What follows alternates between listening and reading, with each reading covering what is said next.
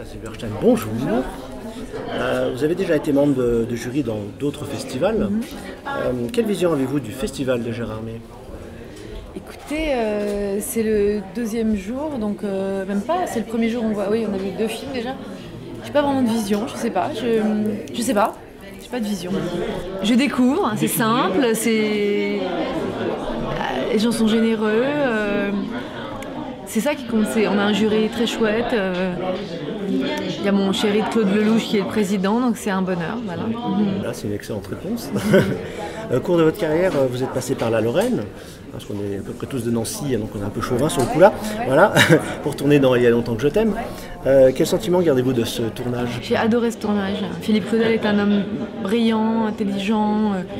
C'est un rôle qui m'a porté bonheur parce que j'ai eu un César. C'est un film qui a fait le tour du monde, puisqu'on est allé au Golden Globe. À un moment, j'étais sur la liste des Oscars en Best Supporting. On a eu le BAFTA. Enfin, c'est un film, en gros, qui est parti de Dombasle, Nancy, et qui a été dans le monde entier. Donc, c'était un film extraordinaire pour moi. Super. Alors, j'ai un petit message à vous passer de Lucien, le dragueur de la piscine. Ah oui. Bah oui, c'est un très bon ami à moi, Gérard. Voilà, ouais, exactement. Ouais. Et donc, il voulait vraiment vous dire bonjour. Claudel, j'aime énormément. J'espère que il le connaît très bien et il tourne souvent avec lui. Voilà. D'accord. Il tenait vraiment à vous saluer. C'est gentil. Voilà, depuis Nancy. Dans ce film, la bande originale a été composée par Jean-Louis Aubert. Ouais. Est-ce que cette musique vous avait été présentée avant le tournage, comme ça a été le cas pour un peu il a joué 3 accords de guitare dans la maison à Nancy, je me souviens, et on était sur le cul, comme on dit. Tellement c'était beau la version qu'il a faite de cette chanson, Dis quand reviendras-tu, dis au moins le sais-tu. Elle est sublime la version guitare, comme ça. Magnifique. D'ailleurs, je crois qu'il avait toute une version acoustique pour la BO. Je l'écoute souvent d'ailleurs. Ouais. Génial. La musique, d'une manière générale, était justement une source de concentration, d'inspiration pour vous? Ben oui, par exemple avec Jean Dujardin, on rêvait d'être filmé par Claude Lelouch avec une musique de Francis Lay.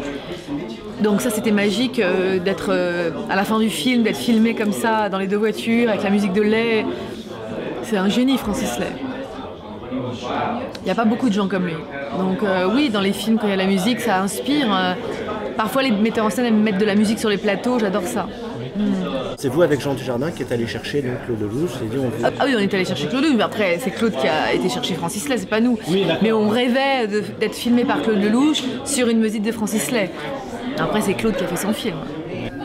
C'est nous qui sommes allés le chercher. Vous êtes allé le chercher. Comment il a réagi? En fait, on était dans un avion avec Jean Dujardin. Et voilà, on a fini côte à côte à discuter de cinéma, de nos envies, de nos désirs de cinéma. Très vite, on a parlé de Claude Lelouch. Jean a mis la musique d'un homme qui me plaît entre nous deux, de Francis Lay. On a écouté la musique d'un homme qui me plaît. Et j'ai dit à Jean, mais c'est ça qu'il faut faire, un film d'amour avec Claude Lelouch, avec 2 personnages. Et voilà, on a atterri à Los Angeles. J'ai dit à Jean, tu m'autorises à appeler Claude? Il m'a dit bien sûr. J'ai appelé Claude. J'ai dit voilà, t'as Elsa et Jean où tu veux, quand tu veux. Et 3 semaines après, on était dans le bureau de Claude, il avait le début de l'histoire. J'avoue que j'ai rencontré Maurice Pialat et j'ai rencontré Claude Lelouch. J'aime quand le cinéma n'est pas embourgeoisé, j'aime bien quand il y a une certaine liberté, même si nos scènes étaient très écrites avec Jean. Après, avec Claude, tu sais que tu peux faire une sortie de route et que ça ne sera pas choquant. Il te donne une phrase à dire à la fin d'une scène, rien n'est bloqué, il te dit reprends la scène dès que tu l'as terminée. Donc il y a une sorte de liberté qui s'installe et Jean peut me sortir une phrase. Comme il y a 2 caméras, du coup on est très libre. Et ça c'est un sentiment extraordinaire. Après il s'est inspiré de nous comme ça, mon personnage très très spirituel, Jean plutôt terre à terre. Mais c'est pas nous. Mais, ça pourrait. Oui, mais il y a une sorte de... Il nous a mis dans une telle condition qui fait qu'on a l'impression que c'est nous et puis on a un naturel, je pense, confondant. Et Claude sait choper ça. C'est tellement un grand cinéaste, il demande de la vérité. C'est-à-dire, il tourne beaucoup pour finalement épurer, garder peu de choses. Il a monté le film très rigoureusement en plus. Voilà. Si on reparle un petit peu fantastique, est-ce qu'il y a un film qui vous a marqué particulièrement quand vous étiez plus jeune? J'aime pas trop les films fantastiques, donc je dirais il y aurait plutôt... j'aime bien les thrillers psychologiques, dans ce cas-là... Qu'est-ce qui aurait pu me marquer? Non, quelques Hitchcock qui sont déments. Mais là, plus un univers fantastique comme ça. C'est Fenêtre sur cour. Voilà, Hitchcock, moi c'est plutôt ça ce que j'aime. ou des Cronenberg. Mais sinon, le fantastique pour le fantastique avec le côté gore et le sang et tout, je déteste. Hein. Je déteste. Mais plus que j'aime pas, je supporte pas. Ça m'intéresse pas, ça me touche pas. C'est pas mon cinéma. Ou alors le film d'Amenabar, les autres, The Others. Voilà, ça c'est vachement bien. Voilà. Bah, c'est tout ce qui est caché qui est passionnant ouais, en fait. Hein. Toute la dimension. Hitchcock travaillait, hein. La porte fermée comme il appelait voilà, ça. Hein. Ouais. Hein, c'est ça.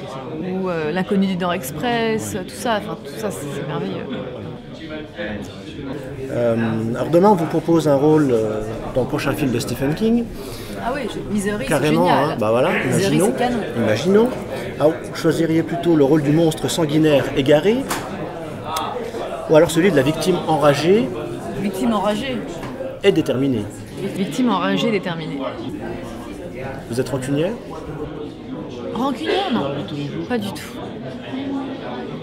Non. Pas assez, certainement.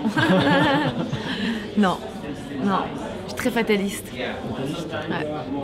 Une dernière question. Est-ce que vous pourriez adresser un message à tous les acteurs de ce festival, les bénévoles, les organisateurs, et avec une phrase qui commencerait par « Le festival de Gérardmer, c'est vraiment… » Le festival de Gérardmer, c'est vraiment